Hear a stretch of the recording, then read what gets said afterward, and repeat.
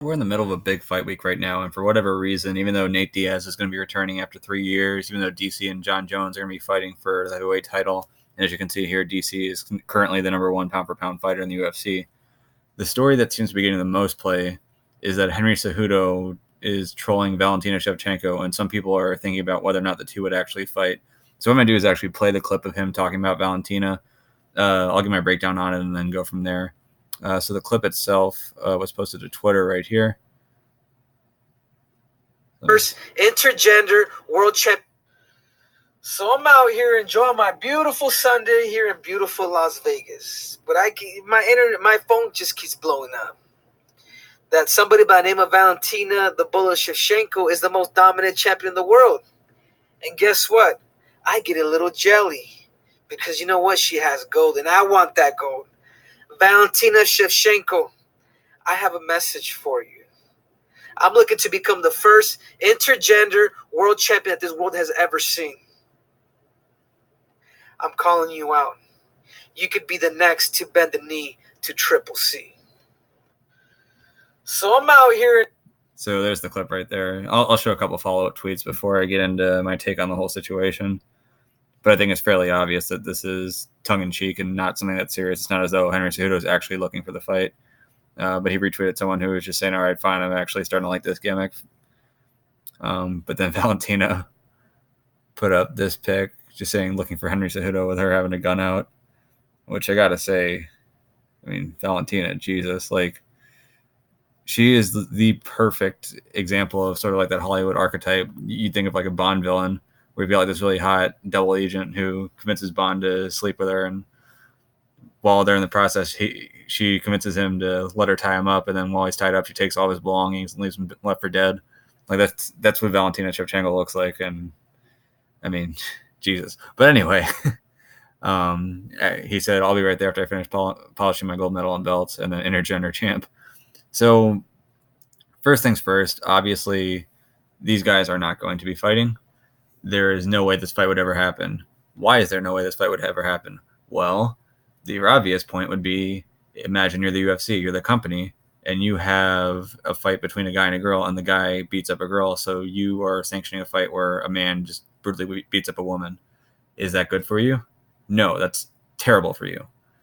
Now, if it goes the other way and the woman beats up the man, sure, maybe you might have a little viral clip out of it, but how does that work out for your double champ Henry Cejudo, being the guy who got beat up by a girl? That's not good either. On to Henry Cejudo. Why would you take the fight if you're Henry Cejudo? If you're Henry Cejudo and you win the fight, well, guess what? You're remembered as the guy who just beat the shit out of a girl.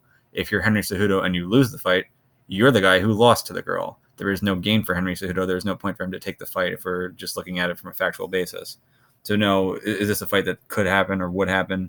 No, I don't see there being any way at all that this fight happens. The closest we get to this fight happening might be if one of them decides to train with another, and they like put some gear on and spar. But even then, I mean, unless they release the footage, we're not even going to see that. So there's no reason to expect that this fight would be promoted. Not to mention the fact that I don't even think that there's any place in the world that would sanction it. But just wanted to get that out of the way. Now, I have been seeing some stuff online where people are talking about, well, what if they actually did fight? How would it actually go down?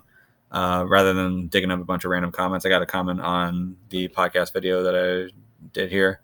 So I figured, well, might as well just go to the comment on my channel. So it was saying, so Henry Cejudo called out Valentina because he wants to be an intergender champ. He also called out Nunes a while ago. I understand it's a silly topic and that Nunes was doing the cringe stick, but that Cejudo was just doing his cringe stick. But the reason I'm even writing this is the ridiculous amount of people I've seen comment on Nunes, especially that Nunes would give Cejudo a competitive fight.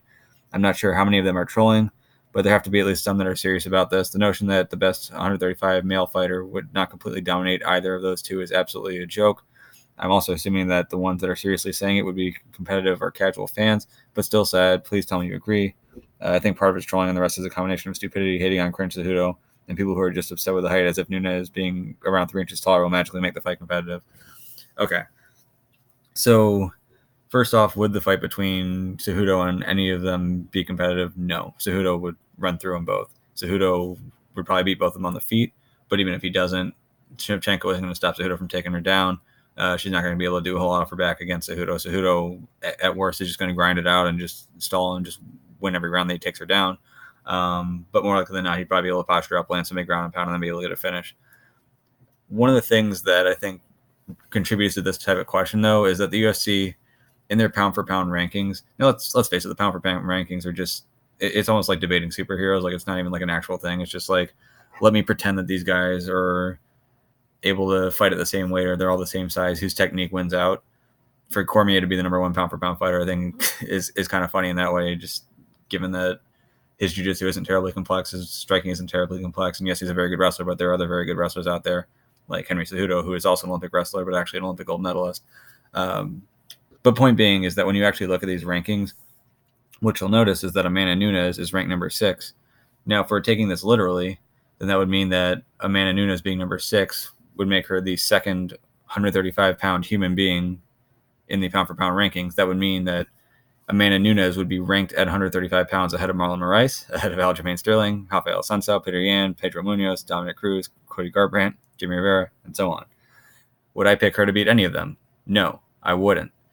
It's one of those things where I think sometimes people can take things a little bit too far in either directions. Some people feel as though just by virtue of being a woman that you really can't fight against another guy. That's not exactly true. This is a sport.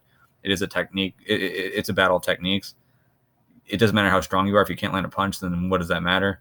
And if you can't avoid a punch, then that's going to be a problem for you too. So there are plenty of guys that Nunes could potentially beat. Are they in the UFC? I don't know about that.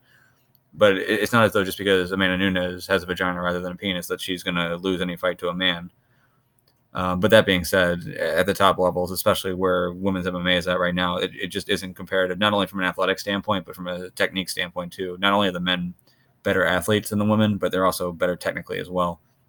So if there was a fight between Henry Cejudo and any of the 125ers or the 135ers in the women's weight classes, it just doesn't go well for those women. So as far as where this goes from here, if you get it for what it is, that it's just Henry Cejudo joking and it's kind of like a funny thing to talk about, ha ha ha, intergender champion, then fine. I mean, it's just funny. If you actually think, though, that Henry Cejudo would be in trouble against any of the female champions, yeah, you're probably pretty casual. You don't do a great job of breaking down fights. I just don't see how Cejudo would have issues with either the 125 or the 135 pound champion in Shevchenko or Nunes.